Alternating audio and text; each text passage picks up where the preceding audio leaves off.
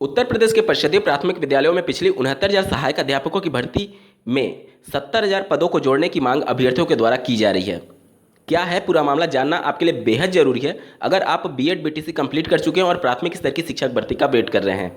नमस्कार दोस्तों, मेरा नाम है नीरज और आप देख रहे हैं कैरियर बिट यूट्यूब चैनल। अगर आप इस चैनल पर पहली बार विजिट कर रहे हैं तो इसको सब्सक्राइब करते हुए बेल आइकन को प्रेस करना ना भूलें। जैसा कि आपको ज्ञात होगा, 69,000 सहायक अध्यापकों की भर्ती में प्रदेश की वर्तमान सरकार ने 6,800 पद यानी कि लगभग 7,000 पदों को जोड़ करके पहले ही ये भर्ती 69,000 से 75,000 में कन्वर्ट कर चुकी है। मामला चूंकि संवैधानिक था, इस वजह से अन्य अभ्यर्थियों का बहुत ज़्यादा जोर इस पर नहीं चला, क्योंकि चूंकि आरक्षण में विवादित कुछ घटनाएं हुई थी, जिसकी वजह से प्रदेश सरकार मजबूरी बस ही सही 7,000 पदों को जोड़ना पड़ा। अब जो लगभग पिछले 7-8 महीने से इको गार्डन में आरक्षण विवादित मामले को लेकर के धरना प्रदर्शन कर रहे थे, या फिर 22,000 पदों को 69,000 में जोड़ने के लिए लगातार धरना प्रदर्शन कर रहे थे, उनमें से अधिकांश अभ्यर्थियों का इसमें चयन नहीं हो पाया है, जो कि चौथी लिस्ट जारी की गई है 6,800 पदों के सापेक्ष।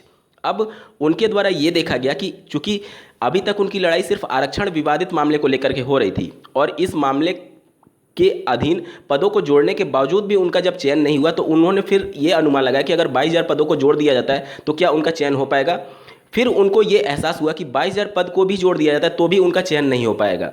इस वजह से अब वो सब अभ्यर्थी ये मांग करने लगे हैं कि आरक्षण विवादित मामले को दरकिनार करते हुए संपूर्ण समायोजन किया जाए। संपूर्ण समायोजन का मतलब कि 90-97 क्वालिफाइंग मार्क्स पर सुपर टेट परीक्षा 2019 में जो क्वालिफाइंग मार्क्स था 60 और 65% या फिर अंकों में 90-97, उस पर जितने भी अभ्यर्थी क्वालिफाई हैं सबको नियुक्ति पत्र दे दिया जाए 69,000 सहायक अध्यापकों की भर्ती में।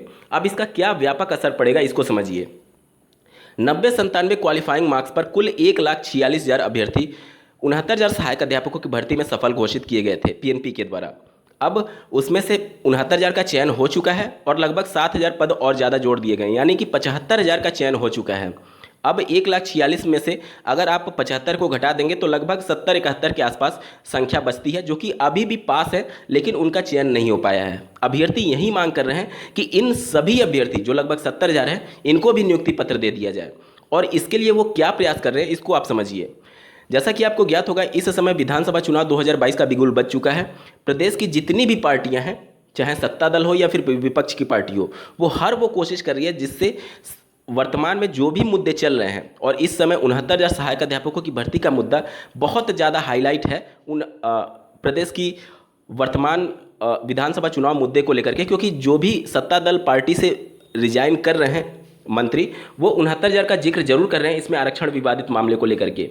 तो ये पूरा भर्ती ही ऐसी बन जाएगी जो कि इसी के आधार पर एक तरीके से चुनाव लड़ा जाएगा, और अभ्यर्थी इसी का फायदा उठाने की कोशिश कर रहे हैं। वो लगातार जो समाजवादी पार्टी है उनके जनप्रतिनिधियों के संपर्क में और उनसे लगातार ये मांग कर रहे हैं कि समाजवादी पार्टी अपने मैनिफेस्टो में ये शामिल करे कि अगर उनकी सरकार 2022 में बनती है तो वह 69,000 में सभी 90-97 क्वालिफाइंग मार्क्स से सफल अभ्यर्थियों का पूर्ण समायोजित कर देंगे, यानी 70,000 और ज़्यादा पद जोड़ देंगे।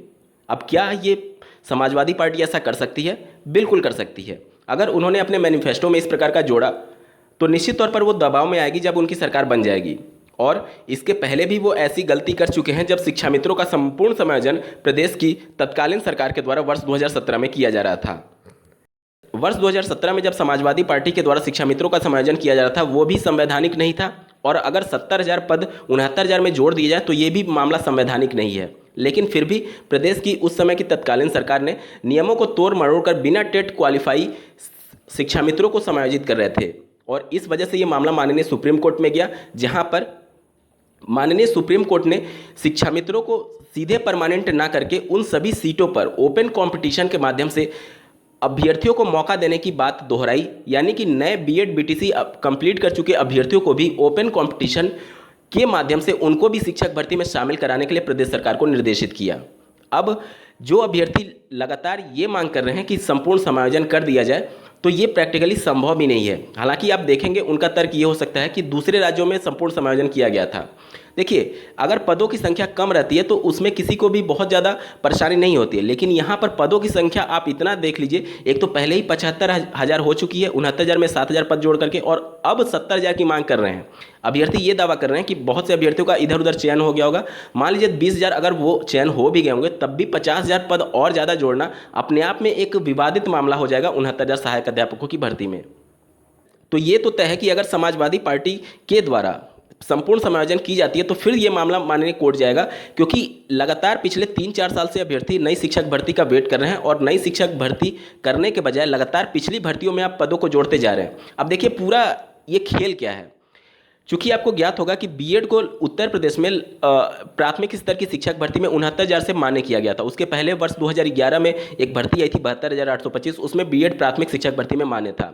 लगभग 10 साल के बाद बीएड को प्राथमिक शिक्षक भर्ती में मान्य किया गया। इसमें बहुत से ऐसे बीएड के कैंडिडेट हैं जिनका ओवर एज हो चुका है, या फिर 69,000 सहायक अध्यापकों की भर्ती में वो 90-97 पर क्वालिफाई हैं, और चूंकि उनका एकेडमिक बहुत कम है, इस वजह से उनको प्रतीत हो चुका है कि आने वाली शिक्षक भर्ती में एक तो वो ओवर एज हो जाएंगे, और दूसरा ये मामला हो सकता है कि उनका एकेडमिक कम होने की वजह से वो चयन नहीं ले पाएंगे। और लगातार 22,000 पदों के लिए जब उनके द्वारा प्रोटेस्ट किया जा रहा था तो यही मांग उठाई जा रही थी कि जो एकेडमिक मेरिट जोड़ा जा रहा था उसकी वजह से वो लोग बाहर हो रहे हैं। इस वजह से आने वाली शिक्षक भर्ती से वो पहले ही अपने आप को बाहर मान करके चल रहे हैं। इस वजह से वो संपूर्ण समायोजन की मांग कर रहे हैं, क्योंकि 69,000 सहायक अध्यापकों की भर्ती में वो 90-97 पर क्वालिफाई हैं, और उसमें ही वो चयनित होकर के संपूर्ण समायोजित करा लें उस समय की जो भी सरकार बनेगी उससे।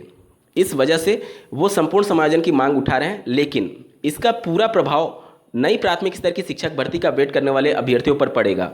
और माननीय सुप्रीम कोर्ट का वो फैसला जो कि शिक्षा मित्रों के समायोजन रद्द करते समय दिया गया था कि ओपन कंपटीशन के माध्यम से सीटें भरी जानी चाहिए, निश्चित तौर पर वही इस केस में भी लागू होगा। और अगर प्रदेश की उस समय की तत्कालीन सरकार के द्वारा इस प्रकार का संपूर्ण समायोजन किया भी जाता है तो ये मामला फिर कोर्ट जाएगा, और फिर इस प्रकार के मामले प्रकाश में आएंगे कि आप गलत तरीकों से सीटों को जोड़ रहे हैं।